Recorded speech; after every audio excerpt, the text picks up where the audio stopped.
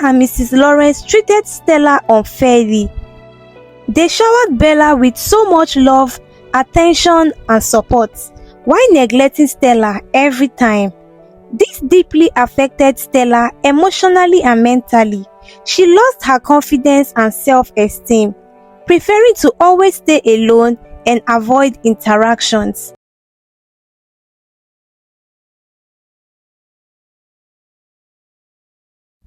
One sunny afternoon, Mr. and Mrs. Lawrence sat in their sitting room, talking and reflecting on their journey together.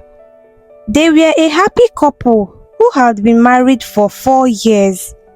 Mr. Lawrence worked as a lawyer, and Mrs. Lawrence was a medical doctor at a hospital. They cherished each other deeply and shared everything in life together. From the time they got married, they dreamed of having children, but Miss Lawrence had not been able to get pregnant. They went for different medical checkups, and everything appeared to be fine with both of them. Miss Lawrence often found herself in tears over their struggle, but her husband was always there, comforting her and assuring her that their time would definitely come. As if he knew, 2 months later, Miss Lawrence missed her period. She checked with a pregnancy test strip and it was positive. Finally, she was pregnant. The couple were happy, but what made them even happier was finding out they were going to be having a set of twins. This news filled them with so much joy and happiness. It felt like God was rewarding them generously after their long waits. They began preparing eagerly, buying things for the babies, and setting up cribs and rooms for their arrival. They enjoyed this process tremendously because they had waited so patiently to become parents. Mr. Lawrence spared no expense to ensure his wife was happy and very comfortable, making sure she had everything she needed. Finally, the big day arrived. Miss Lawrence went into labor and was rushed to the hospital. After hours of pain, crying, and screaming, the first baby arrived. She was robust, no hair, and had big wide eyes. They called her Stella. A sigh of relief and excitement could be seen on their faces when they saw the second baby. She was fair, delicate, and had a hair filled with so much hair. Even as a baby, they could already tell she was going to be super beautiful when she grows up. How can a set of twins be so different? They thought within them. If not because Mr. Lawrence was present during the birth of the babies, they could have concluded the babies were switched or there was a mix-up in the hospital. They had no choice. They took the babies home. As time passed, Stella and Bella grew older. It became clear to Mr. and Mrs. Lawrence that they favored Bella more because they thought she was more beautiful than Stella. They always bought beautiful dresses for Bella, calling her a princess who deserved to wear such lovely clothes. Meanwhile, Stella received just random outfits. Stella was often given chores like sweeping, washing dishes, and tidying the house, while Bella played and relaxed. They told Stella she needed to work harder to lose weight because she was a fat girl. This hurt Stella deeply, though she never spoke up about it.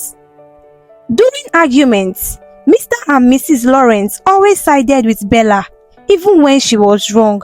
They would tell Stella to be nice to her sister, saying things like, "Oh Stella, leave Bella, she is a beautiful girl. Beautiful girls should not be angry." They never considered Stella's feelings at all, or what she was going through. Academically, Stella was far better than Bella. She excelled in her academics, consistently achieving top grades and winning numerous awards at school. She dedicated herself to studying and preparing for exams diligently. However, whenever she showed her accomplishments to her parents, They rarely applauded or appreciated her efforts. Instead, they questioned why she was the only one receiving awards and why she wasn't helping her sister Bella. Their attention was always focused on Bella. Unlike Stella, Bella wasn't academically strong. She spent a lot of time playing and watching TV at home. Mr. and Mrs. Lawrence often instructed Stella to always assist her sister during exams. They always tell Stella to make sure her sister passed her exams. During those examinations, Stella would secretly take Bella's answer sheet, answer all her questions, and then return it to Bella before focusing on her own exams. Mr. and Mrs. Lawrence treated Stella unfairly. They showered Bella with so much love, attention, and support, while neglecting Stella every time. This deeply affected Stella emotionally and mentally. She lost her confidence and self-esteem, preferring to always stay alone and avoid interactions. Stella would often retreat to her room to read, longing for the parental love and care that her parents didn't give her. Bella, on the other hand, received all the love and attention.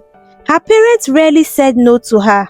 When they tried to deny her request, she would throw tantrums and yell at them. Bella was disrespectful and arrogant. She rarely followed instructions, and her parents didn't make efforts to correct her behavior. She was always discontented and constantly wanted more.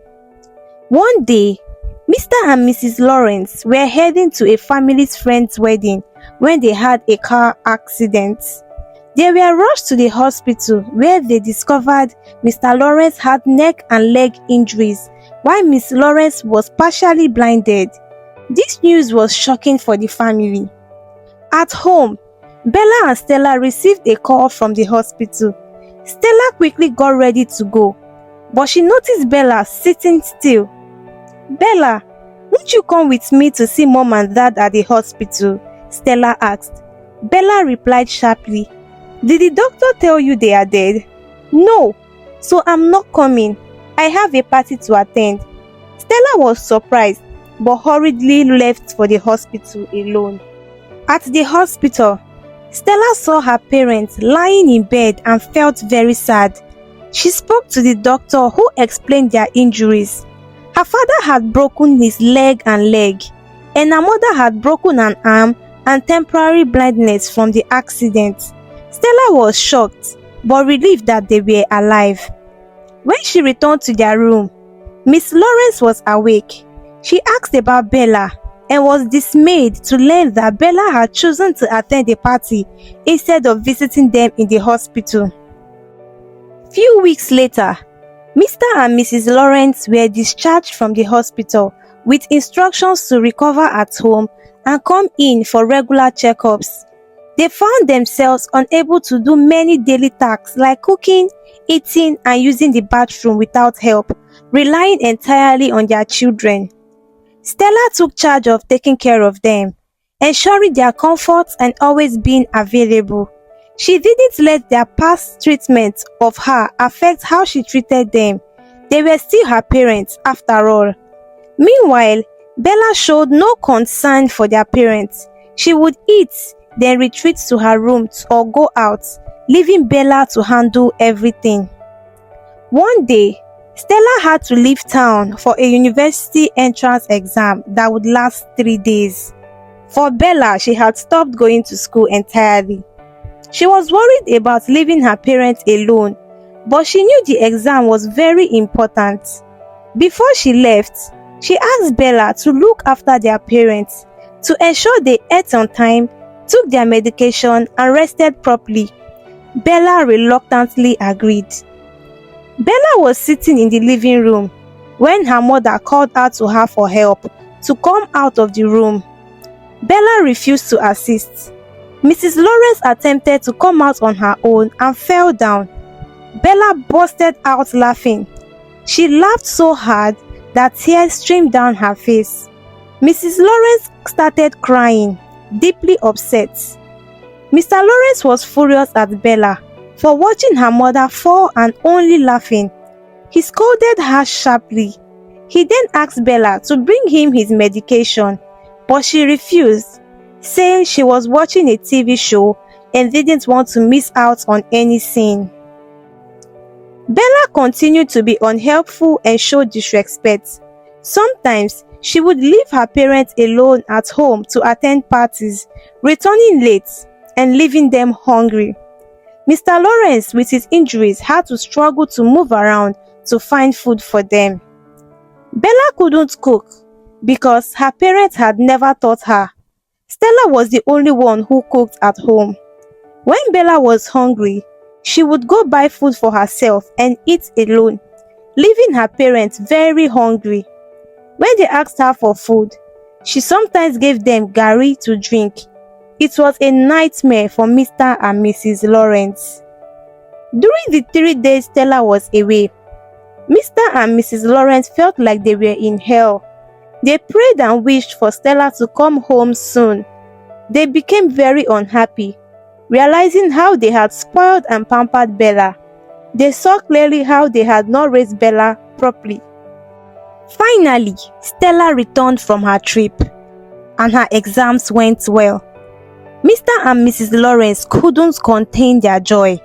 However, Stella was heartbroken when she saw the condition her parents were in. They looked very unwell. They told her everything Bella had done to them. Part of Stella was happy that her parents were finally realizing how badly they had raised Bella, but another part felt deeply sorry for them. Stella called Bella and asked why she hadn't taken care of their parents like she had instructed. Bella replied that she was very busy watching TV shows and didn't know how to cook. Stella was both upset and surprised. How could a child whose parents had done everything for treat them like this? Stella immediately took charge and cared for her parents again. She prepared their meals and ensured she had everything they needed. Months passed and eventually, Mr. and Mrs. Lawrence recovered fully. Mrs. Lawrence regained her sight and Mr. Lawrence could walk again. They returned to their jobs and life resumed its normalcy, but with a new perspective. The accident had opened their eyes to the kind of children they had raised. They realized how much they had neglected Stella and treated her poorly, while spoiling and indulging Bella. They deeply regretted their actions towards Stella. Despite their mistreatment, Stella had cared for them diligently when they needed her the most.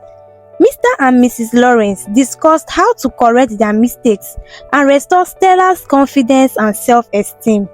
They wanted to make her feel loved again, to assure her of her beauty and let her know that there was nothing wrong with her. They pondered over this all day long. So they decided to call Stella, and they all sat in the living room as Mr. Lawrence began to speak. Stella, we are so sorry for everything. We apologize for how we have treated you, the names we've called you, and for not giving you the attention and care you needed. We realize now that we have focused more on your sister and we deeply regret it. As Mr. Lawrence spoke, Stella couldn't hold back her tears. She cried bitterly, feeling the pain of her parents' hurtful actions and her sister's neglect. She expressed her feelings, telling them how much they had hurt her. I took care of you because you are my parents, she said, but you really hurt me. Sometimes I felt completely alone. I couldn't speak in public because of the beliefs you instilled in me that I was ugly and fat. Stella poured out her heart to her parents, expressing all the pain and sadness she had carried. Finally, she told them, I forgive you and I don't hold anything against any of you, but I need some time to heal. Her parents were relieved and agreed to give her the time she needed to heal and feel better. Mr. and Mrs. Lawrence's attitudes and behavior towards Stella changed completely. They began to actively participate in her life, supporting and caring for her. They listened to her and constantly reminded her of how beautiful she was. These actions significantly boosted Stella's confidence and made her genuinely happy. At the same time, Mr. and Mrs. Lawrence took a new approach with Bella. They started teaching her good morals, respect, and love, encouraging her to learn from her sister, Stella. Bella was given chores to do and was taught how to cook. They also stopped giving her allowance and restricted her from leaving the house unless it was necessary. Bella didn't approve of these changes at all and decided to run away from home. Bella left a note one day saying to her parents and her sister not to look for her, that she was fine. She packed her bags and went to live with her boyfriend, Matthew. The first few days were okay, but over time, Matthew noticed how dirty, disorganized, lazy, and spoiled Bella was. She didn't do anything around the house. She wouldn't clear her plate after meals. She wouldn't clean the house or wash the dishes. She wouldn't even arrange the room or sweep. Matthew tried talking to her, but she didn't listen. Frustrated, he broke up with her and asked her to leave his house. Confused and with nowhere else to go, Bella returned home to her family. She begged and apologized to her parents for everything she had done. She also apologized to her sister Stella and promised she had learned her lessons and would start doing things right. Her parents accepted her apology and admitted that they had made a big mistake by favoring her over Stella. With time, Bella improved. She started doing chores, she learned to cook, and behaved respectfully. She learned to love and respect herself and others around her. Mr. and Mrs. Lawrence showed equal love, care, and kindness to both of their daughters. This made Stella very happy, and they all lived happily ever after. So this brings us to the end of this amazing and beautiful story. Dear parents and intending parents, no child is better than the other. Let's try to treat all of them equally, show them equal love, equal care, and equal support. And to anyone who has experienced such treatment from their parents, I just want you to know today that you are important, you are loved, and you are amazing. Thank you for listening. Bye. Thank you for watching. This is Tales by Joyful. Don't forget to like, comment, and subscribe. You can also turn on your post notification so you'll be notified whenever we post another story. See you next time. Bye.